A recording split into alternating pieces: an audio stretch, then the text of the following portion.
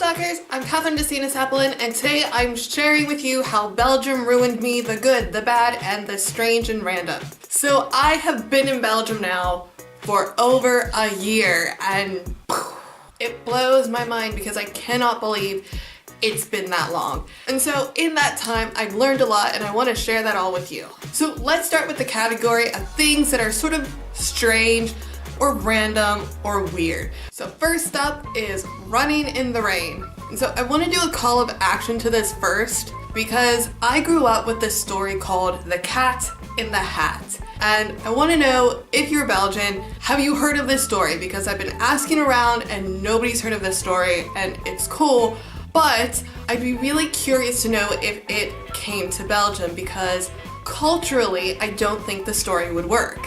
The story of Cat in the Hat is about these two little children who get stuck inside because it's raining.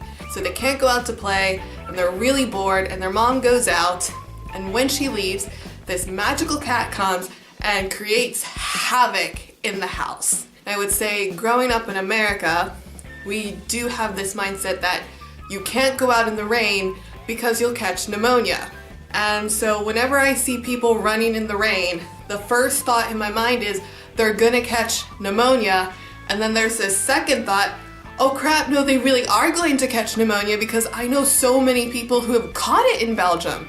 So that's something that I understand why it happens, because I've been told, oh, it's the perfect time to go running because you don't overheat.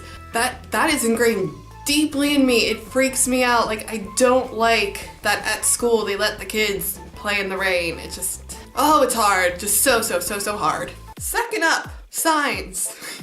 All right, so Belgium is a country that is divided by language. You have the French side and the Dutch-speaking side. And one of the things that I found really interesting is that each side has different names for the cities on the other side.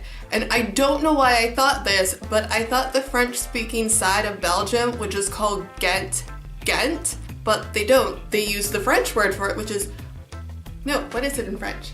Gant. And for the Belgians, it's really no big deal because my husband told me, at least in school, they learned both the Dutch and French names. However, if you're a foreigner driving around, if you cross that imaginary lingual border, the names just change and it's really jarring. When we went to the first beer tasting, I'm not sure if it was on the French side or we just had to travel through it, but all the signs changed. So it's one of those things, it's jarring and sort of weird, but at the same time, I feel like them changing the names is sort of like the French and Dutch side trolling each other. My husband doesn't agree, but I really feel like it's that way. Just really, some of the names for the cities and how they change, I'll put some up on the screen, you'll see it's just like, doesn't sound or look anything like the original. Moving on to the category of bad. One of the first things up that Belgium, they ruined me with this is chocolate. And I'm not saying that Belgian chocolate is bad because, oh my god, it is so good. But here's the problem. Before I came to Belgium, things like peanut M&Ms, that was good chocolate. But the Belgians have these magnificent chocolate stores and they're everywhere. And the chocolate, it's gourmet, homemade chocolate, and it's not that expensive, and it is like a piece of heaven in your mouth. But once you have that, you can't go back to the crappy candy that you're used to because it's just like, why? I'm never going to be able to leave Belgium because I won't have good chocolate. The chocolate's too good. Number 2 is the weather. So there's this French movie called Bienvenue chez les Ch'tis, and it's the greatest French movie ever. If you've never heard of it, you need to watch it because it's hilarious. It talks about the stereotypes of southern France and northern France. The stereotypes of northern France can be applied to Belgium because what they say is that the north is bitterly cold and it rains. And it does. I mean, it doesn't do it all the time, but it does it a lot. And right now we're in winter and it's so cold. So cold.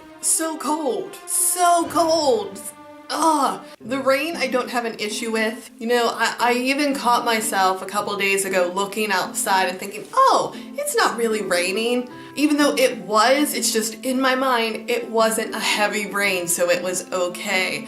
But the cold weather, holy crap. I don't like it. And the only reason I don't like the cold weather is because it teases you. It's like this whole winter has been like, oh, here's a nice warm day, and you get all excited and you think, yes, spring is coming, hooray! And then the next day it's bitterly cold. It's like, no, I was able to wear just a sweater and now I need a coat and 2 scarves and a hat and gloves. What the heck? I don't like that. Why are you picking on me, weather? Just pick a temperature, cold or warm. Don't go back and forth. I'm getting whiplash. No. Number 3, the cost. Everything is so much more expensive here.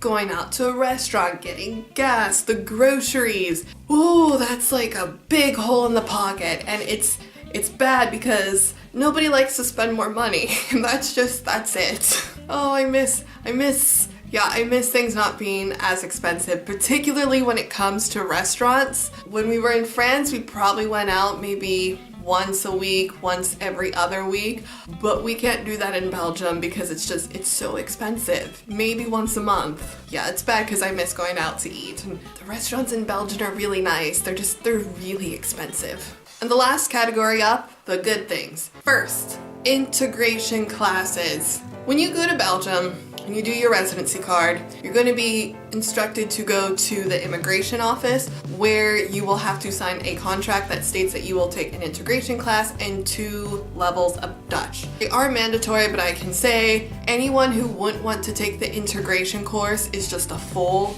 That is the most useful class that I've ever gone to in my entire life.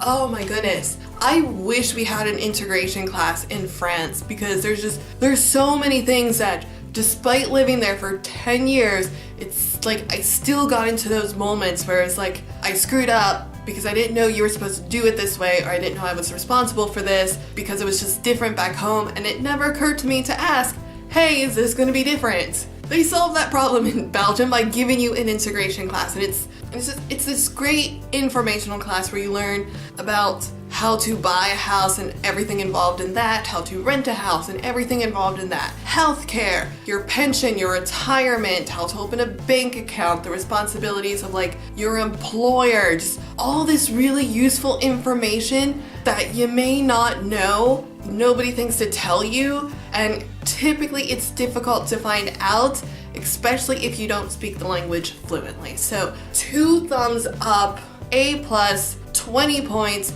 to the Belgians for creating this class because I appreciate it so much. It was so useful, it was so helpful, I love it.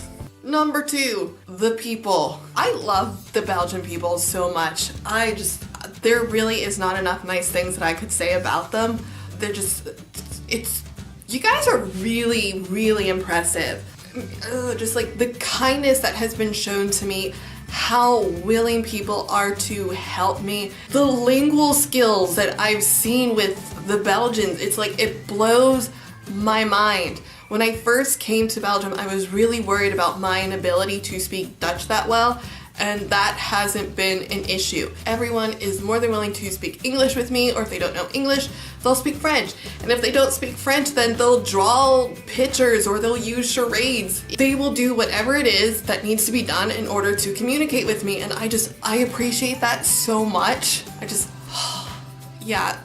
Belgians are awesome. I love you guys, just awesome. Number 3, the beer. All right, I'm ashamed to say it, but I came to Belgium not liking beer.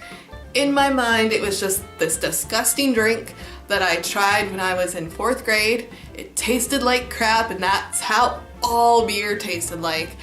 And then I was introduced to Belgian beer, and it has just opened my mind, and I love it. I love the beer, I love the stories behind the beer, and I love the culture that it has and how every single person in Belgium can talk about beer, and it's epic. I love it, and I don't know what I'm going to do if it happens that I'm going to have to leave because I really, really like my beer now. I'm a beer girl. So my question for you guys would be is, if you live in another country, what are some good, bad, and odd things that have changed you? If you like this video, be sure to give it a thumbs up. And if you'd like some more, be sure to check out one of my playlists. If you haven't already, hit that subscribe button, and if you want notifications, be sure to ring the bell.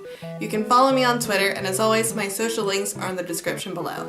I'll see you guys in the next video. Tootsiens may appelsiens. But leave a comment if you're someone who has forgotten a word in your maternal language, but you know it in maybe the second or third language. Just as a little side note, I got these chocolate eggs at Deleuze. I was like, oh, it's chocolate in Belgium, it'll taste good. No, it's not the same type of chocolate that they make in a proper chocolate store. Oh.